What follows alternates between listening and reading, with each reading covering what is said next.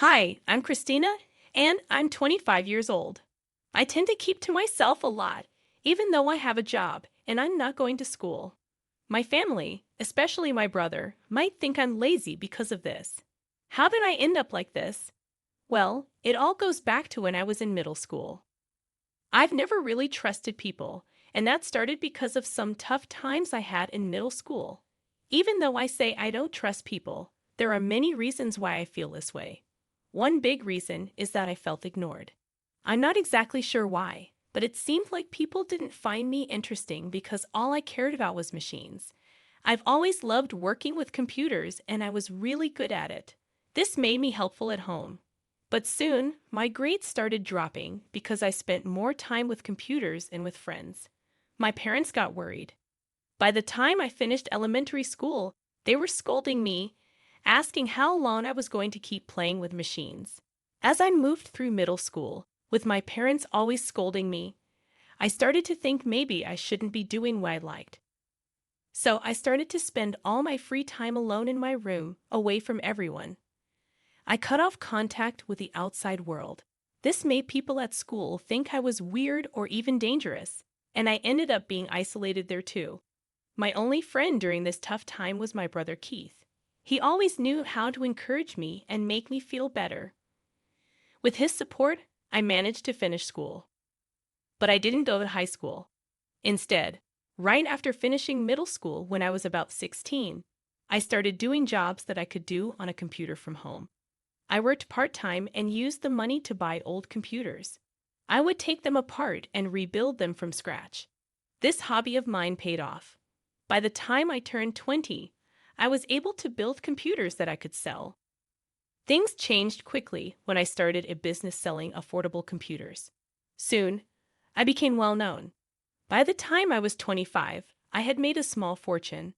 I was even able to give my parents $2,500 every month to help with household expenses, and still had money left over. Even though I talked to my parents about my job many times, they didn't really understand it. We had some arguments, but eventually they decided that as long as I could support myself, they didn't mind what I did. Because of this, they stopped interfering with my life, and I could live freely at their house. However, my brother didn't think highly of me. He used to be kind and supportive when I was in school, but maybe he got tired of me. Even after I turned 20, I was still spending most of my time in my room at my parents' house, working on computers. Eventually, my brother started treating me harshly whenever he saw me. Since I'm not one to keep quiet, we ended up having more and more conflicts, and now our relationship is really strained. Things got even worse after my brother got married. It turns out his wife was someone he'd been involved with since high school, but she never really liked me.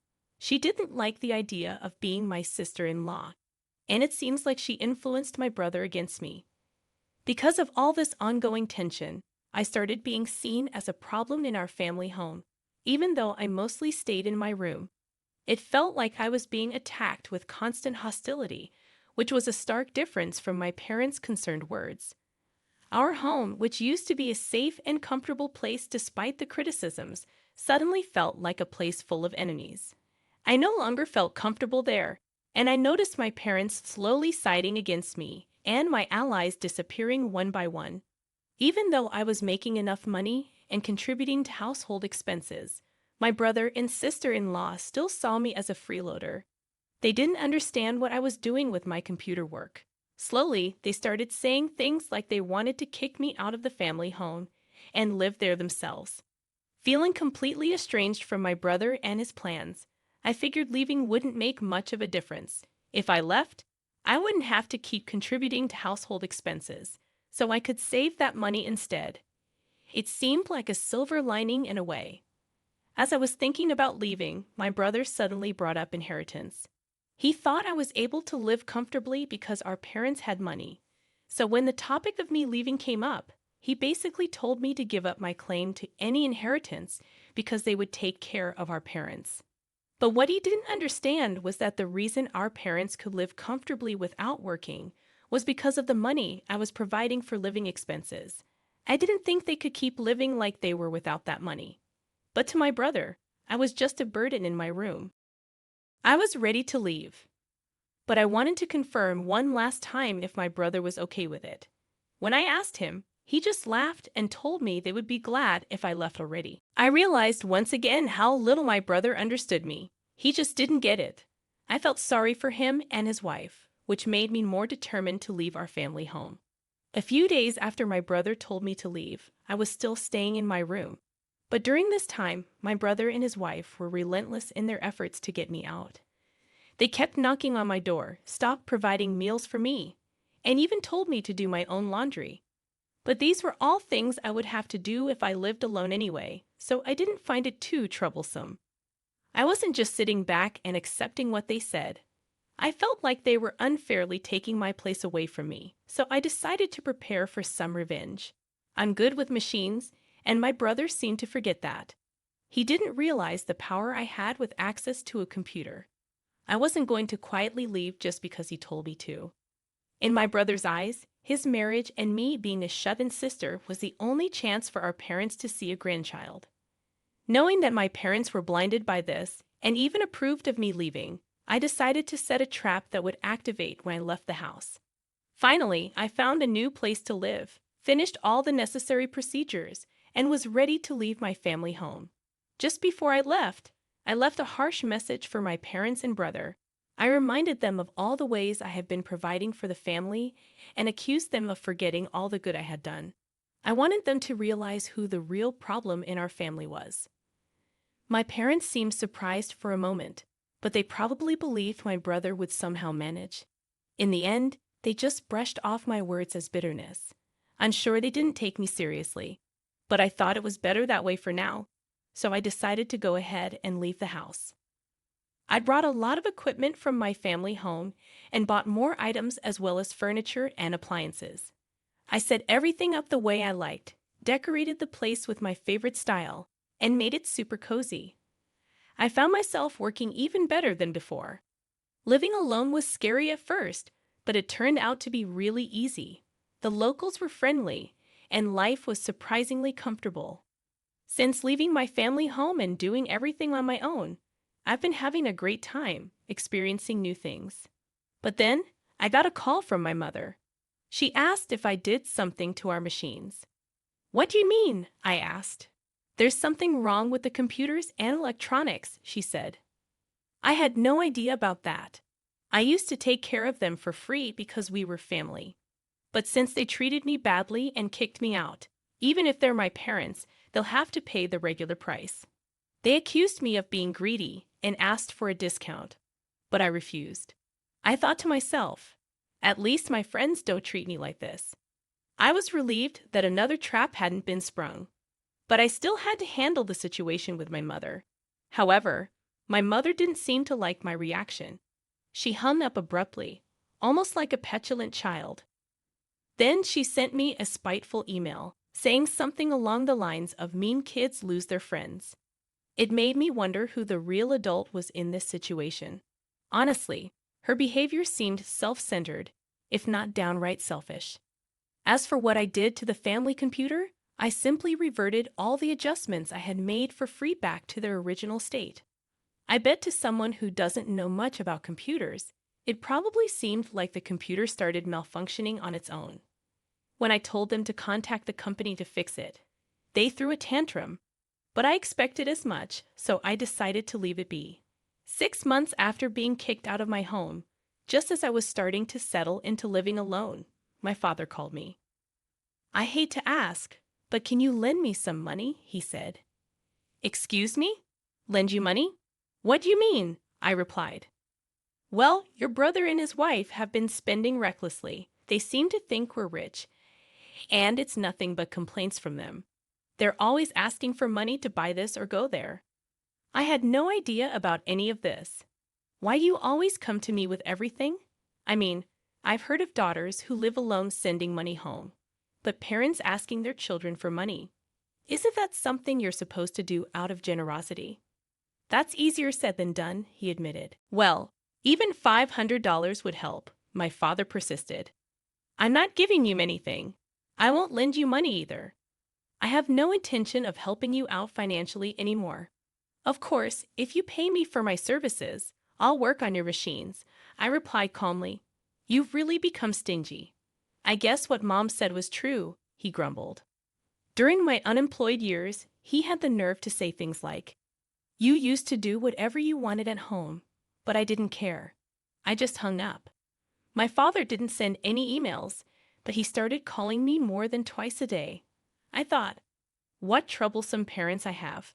A few days later, my brother, who seemed to be in a bind, called me. When I asked him why they were calling me, he said, Tell me why our family home was wealthy before. He must have had a hunch that their financial situation had obviously worsened since I moved out. But it was too late. My current home was my comfortable place. Both my work and life were entirely contained in this house, and there was no way I was leaving it ever again. Maybe the reason our family was wealthy was because I was contributing $2,500 each month to the household, I replied. I didn't have to contribute that much, but I felt a sense of gratitude for being raised by my parents, so I gave more. So now, why would I continue to financially support a home that I was kicked out of? There's no way I would, right? I added. I see, so that's why Mom and Dad's financial situation suddenly worsened, my brother realized. I'm sorry, but even if you asked me to come back, I have no intentions of doing so. I understand looking back now, what we did was terrible. I'm sorry, but it's too late for apologies, I concluded. Anyway, I had no plans to be involved with any of them in the future. Don't call me anymore, I told my brother, ignoring his protests, and hung up the phone. When I left home, I made up my mind never to get involved with them again. Forgiving them so easily was inconceivable to me. I decided to cancel my cell phone contract because I couldn't bear the situation of receiving calls on various matters anymore. 5 years have passed since I canceled my mobile contract and started living alone, and I got married. My partner works in the same field as me, and he understands my lifestyle. He helps with the housework instead. I thought about contacting my parents since they're technically my family, but it's too late. However, my husband expressed his desire to greet my parents and was curious about the current situation. So I hired a detective to investigate the situation at my family's home. Then, a slew of problems came to light. After I cut off contact, my parents were desperate to maintain their lifestyle and keep my brother and his wife tied to the family home by borrowing money from various lenders. But they couldn't repay the money, and it accumulated interest, leaving them helpless. Currently, the debt I found from my parents alone exceeded $100,000. The house was used as collateral for the debt, and now it's a vacant lot where our family home once stood. While I felt a bit sad because of my attachment to my family home, I concluded that they reaped what they sowed. I decided to investigate my brother's current situation. He seemed to have suggested a divorce due to his wife's extravagant spending habits, but she didn't accept it. They're currently going through a divorce lawsuit, which is both time and money consuming. My brother's wife hired a lawyer and is resisting the lawsuit, leaving them at an impasse. They don't have children yet, and it's rumored that my brother is infertile. Concerned, I sent the detective to the hospital where they were being treated, and it seems that he really wasn't fertile. This disappointed my parents, who were hoping for a grandchild, and ended the cohabitation. The family home was sold to pay off the debt. That was the pitiful state of my family now. It was evident just from a casual investigation that meeting these people in this state was not advantageous for me or my husband. After all, I have a kind husband now, 4 children, and a dog. We've bought a large home and are living the life that those people idealized. If they knew this fact, they would surely try to take advantage of it. I couldn't bear such a thing. So, as soon as I knew this fact, I went to the local office and arranged so that my information could only be accessed there. I made sure never to get close to those people from my side, and asked my husband to bear with not greeting them for our marriage. My husband looked disappointed, but when I explained the current situation, he seemed to understand, and he hasn't said anything since. When the situation at my family home calms down a bit and a time of reconciliation comes, I hope I can get along with my parents and brother.